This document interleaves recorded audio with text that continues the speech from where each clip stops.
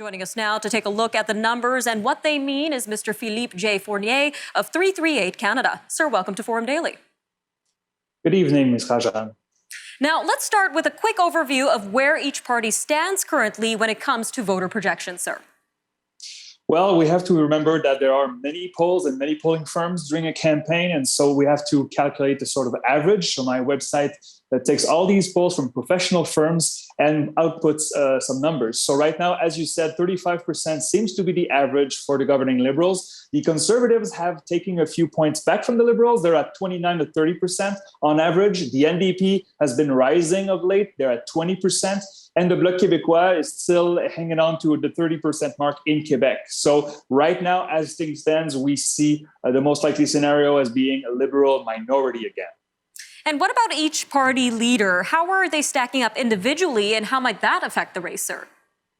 Well, these are very interesting questions. We look at first at Erin O'Toole, the Conservative leader. Many polls have been showing since he took the reins of the Conservative Party last year that his favorability ratings have been going downwards. And the more people get to meet him, the more people see him on the media, the less they like him. And of course, that doesn't really mean much because you still vote for your local candidate. But usually what it does, poor numbers for a leader will limit the ceiling of a party. And so the Conservative right now have been stuck at around 30% mark for the better part of the pandemic. They can't seem to get any traction. So far, Erin O'Toole has only 1 month to show to voters that he's the future Prime Minister of Canada. Now, you also mentioned in a recent Maclean's article that NDP leader Jagmeet Singh may be able to throw off the Liberals' goal of a majority government.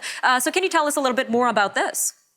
Oh, absolutely. So we have to remember right now the NDP is averaging 20% from coast to coast, but Jagmeet Singh and the NDP have terrible numbers in Quebec. So in English Canada, this is where the NDP is rising. In many places like urban Ontario and in the lower mainland in British Columbia, many of those seats will be in play if the NDP can keep this level of support going. I see the NDP right now winning 35 seats on average, so that's 11 more than 2 years ago. And if they keep that level, it will be virtually impossible for the Liberals to reach the majority status. Now, on the other hand, Mr. Singh has a lot of popularity among the younger demographic. So that demographic has been known to not really vote that actively. So does that have any impact on the actual number of votes he might receive? It potentially, you're absolutely right. In 2019, the NDP was averaging 18% in the polls, and the polls were excellent 2 years ago. And in the end, when all the votes were tallied, the NDP had only 16% of the votes. So that 2-point gap probably were younger voters that they usually don't vote in higher numbers as their elders. And also it probably cost the NDP a dozen seats. So the challenge from the NDP will be to translate this theoretical support into actual ballots in the ballot boxes. Now, I want to go back to Conservative leader Erin O'Toole. You mentioned that he garnered less popularity than his predecessor, Andrew Scheer. So how might that impact the party's campaign as well? Well, it'll be very interesting because I think it's going to be an O'Toole-centric campaign. The Conservatives really want to show the Canadians that Erin O'Toole is the man to lead Canada in the next cycle, in the next election cycle. Right now, he's still polling at very reasonable numbers in Quebec and Ontario. The problem has been the prairies and Alberta. He doesn't seem to have the same support as Andrew Scheer did 2 years ago, and there's a risk of losing some seats around Winnipeg, for instance, and in downtown Edmonton and Calgary. So Erin O'Toole will have to tour those provinces, which are usually safe for the Conservative to keep those seats. All right, sir, just about 40 seconds left, but we mentioned some Léger numbers earlier in the intro.